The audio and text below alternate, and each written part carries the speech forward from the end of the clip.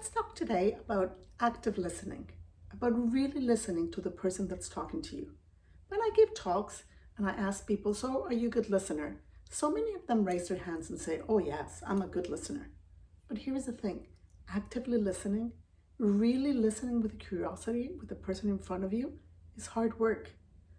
Really listening to understand what the other person is wanting to say is really hard work.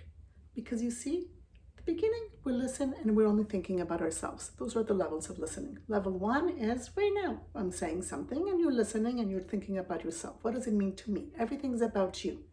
Level 2 is where we spend most of our time listening, which is we're listening, actually thinking what we're going to respond. Oh, now I'm going to tell you what you're right. All right, I have a solution for you. I can tell you exactly what it's all about. We're listening to respond, and that's where most of us spend a lot of our time. Level 3 is when we really listen to understand and be surprised about what the other person's saying.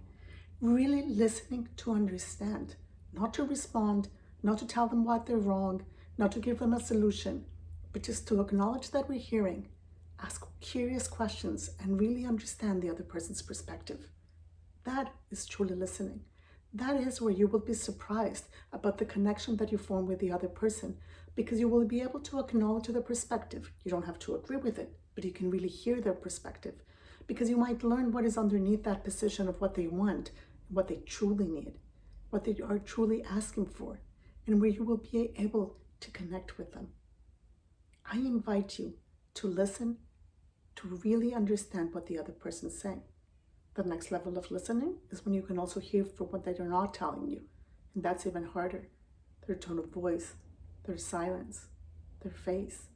What are they saying without words is also part of listening.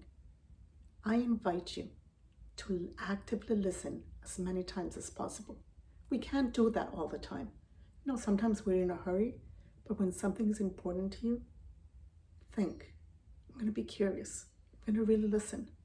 I'm going to listen to understand and not listen to respond. You will be amazed by the connections you form.